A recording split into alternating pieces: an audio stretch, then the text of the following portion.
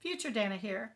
We're trying to reach 10,000 subscribers, and you can help us out by sharing the channel and clicking the subscribe button. And when we reach 10,000, we're going to do a giveaway. So if you want to know what that's about, help us out.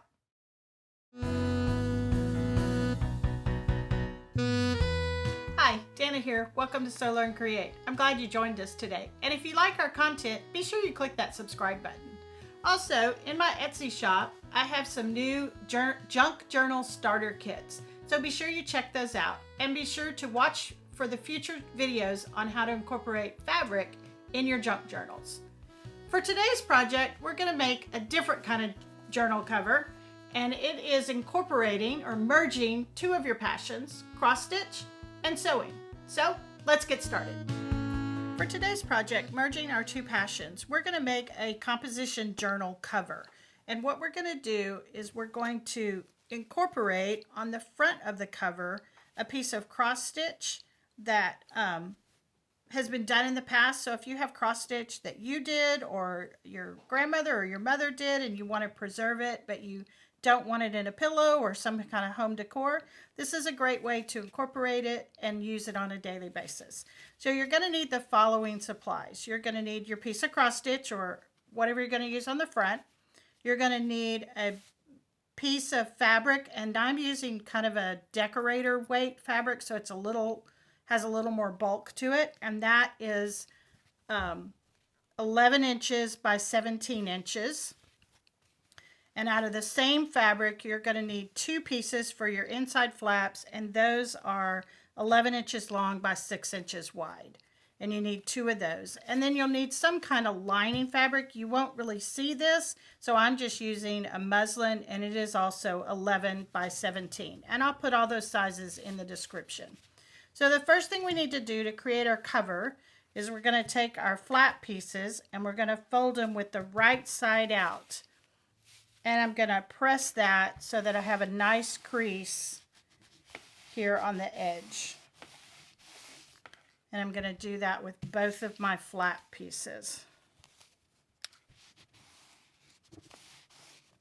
Then when we go to the machine, we're going to top stitch this folded edge just to reinforce it a little bit, and then add it to the body of our journal cover. So let's go to the machine.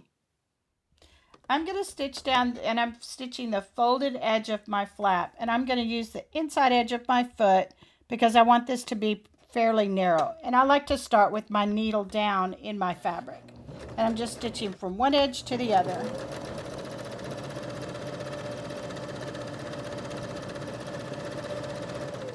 Then to conserve a little bit of thread, I'm going to just put my second one, go all the way off my first edge, put my second one underneath my presser foot, and continue on.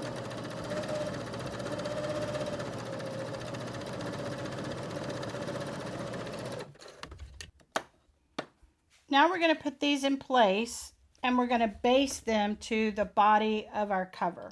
And what you want to do is you want to make sure that you align your raw edges to the outside edge.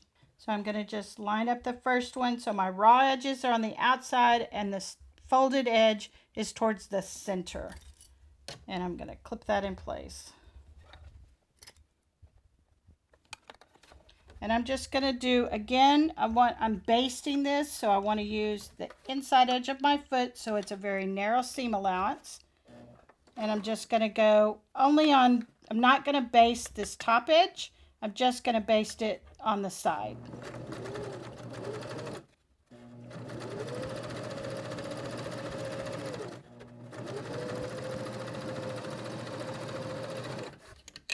I'm going to do the same thing with the other one, and I'll meet you back at the mat.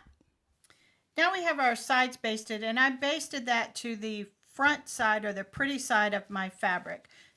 This is a little bit darker and my wrong side is a little bit lighter. So I basted those sides to the front side of my fabric. Now I'm going to take my lining piece and I'm going to lay that on top, and I'm going to line up my edges, and we're going to stitch this whole thing together, and I'm going to use my red and green clip method to leave a small opening down here at the bottom. So I'm going to put my green clip here where I'm going to start my stitching and my red clip here, and that just tells me that I need a small opening. And it doesn't have to be very big because this is a pretty flexible project, so it doesn't need to be real large. And then I'm going to clip it all the way around because I don't want it to shift on me. And I'm going to clip where these flaps are. I'm going to be sure I put a clip right there on that top edge and down here at the bottom, just to make sure that when I'm stitching it doesn't flip up on me.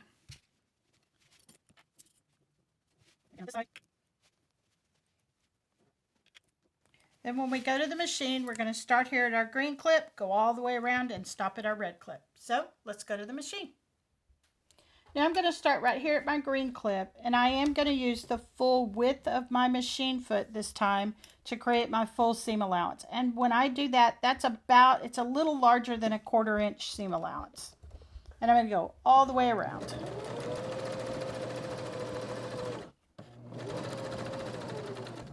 When I get to the corner, I'm going to put my needle down, I'm going to lift my presser foot, rotate my project, making sure I line it back up with the outside edge of my foot, and then keep going.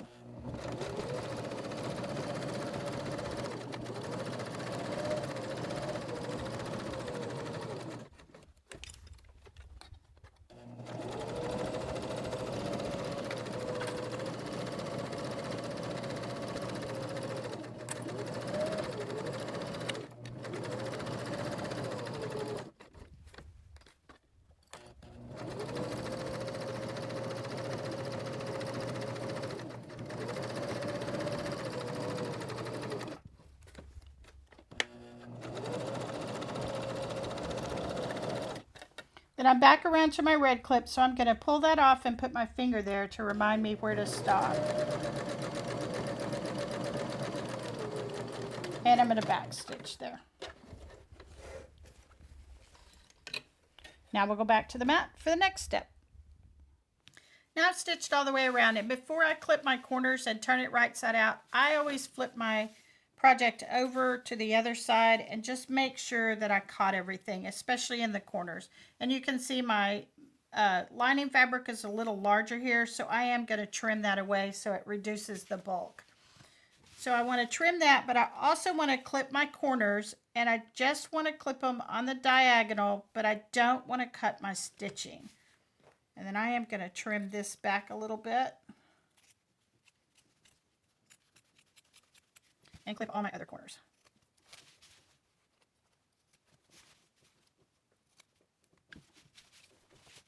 Then I'm going to turn it right side out just by putting my hand in, and I like to go to an opposite corner, grab a chunk, and then it's easy to pull and turn out.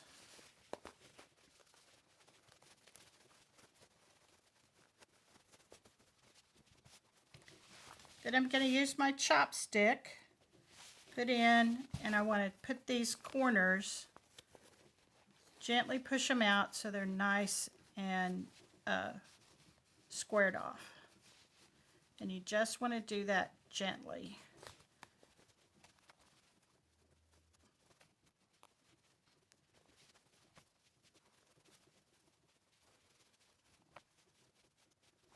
Then before I press it, I like to take my seams and roll it in my fingers. And what that does is it makes that seam lay flat and kind of pulls it to the top edge.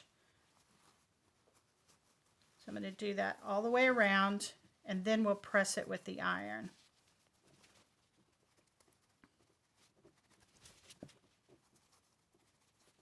And that just kind of gets that seam to pop up to the top before you iron it.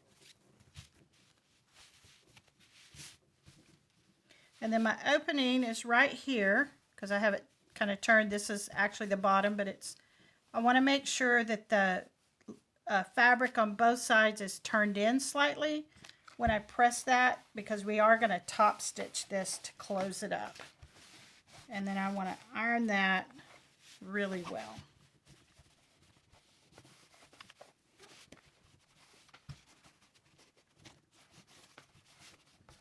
And then sorry about that. Then I always like to turn it and press it from the front also.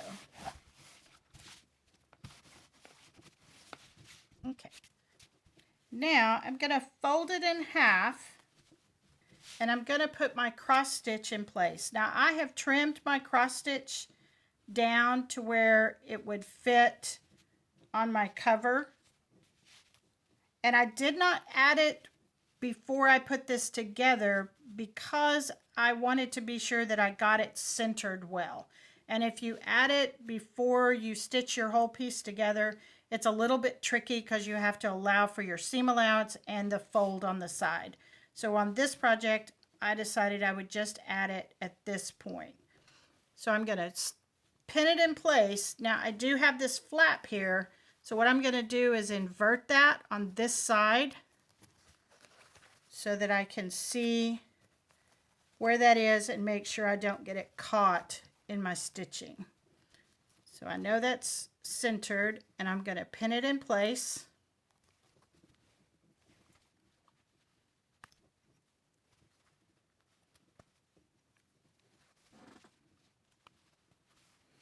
And then when I stitch this on the machine, I'm going to stitch about a little less than a quarter of an inch away from the edge so that over time these threads will fray.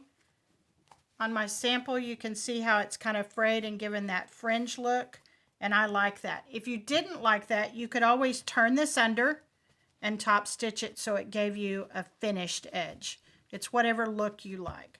And then I'm just going to kind of check and make sure that I got that pinned pretty straight. All right, we're going to go to the machine. We're going to start by stitching our cross stitch to the cover of our journal cover. Then we're going to top stitch all the way around to close our opening down here at the bottom. So let's go to the machine. Now I'm going to start right here at the bottom, and I'm using not quite the full width of my foot because I want that to have a little bit of room to fray once it's on my cover. And I'm just going to go, and I'm using a straight stitch. I'm going to go all the way around.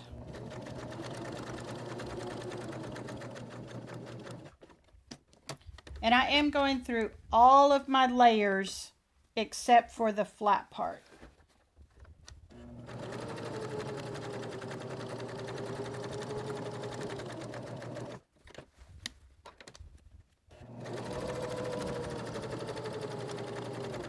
Then when I get down here where my flap is, I just want to make sure that I kind of pull that out of the way and make sure I don't catch it.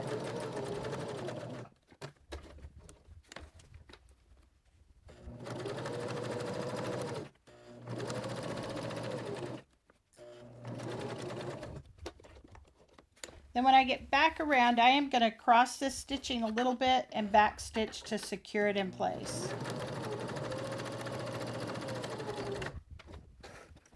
Now I'm going to flip this back the right way so it's on the inside, because this is where my book goes in. And then I'm going to start down here where my opening is, and I'm going to top stitch all the way around. So my opening starts here. I'm going to start just above that opening, and I'm going to use the inside edge of my foot because I want this to be very narrow so I can make sure that this opening gets closed. So I'm going to start here and go all the way around. When I come to my flap is here. I just want to make sure that's nice and flat so that it doesn't curl back on me when I'm stitching it.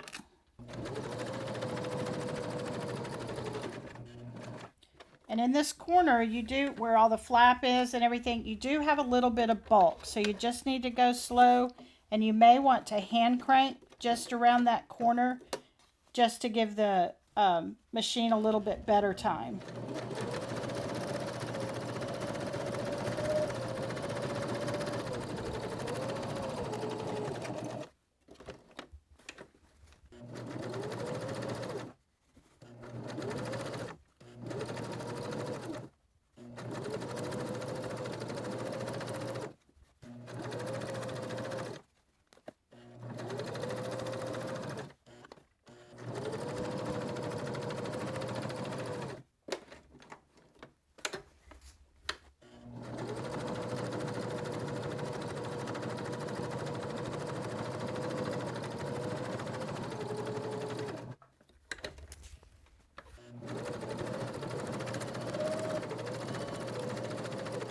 Now back to where I'm started, I'm going to cross that stitching just a little bit and back stitch.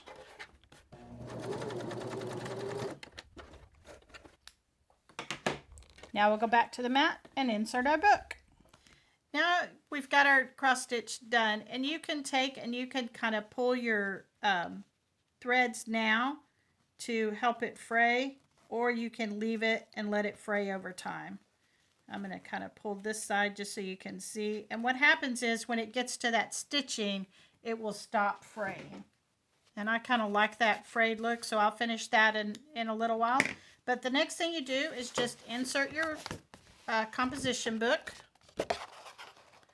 And this cover is not real tight, because what I've found is depending on where you purchase your composition book, they vary slightly in size. So it kind of fits loosely. And then your journal cover with your cross stitch is complete.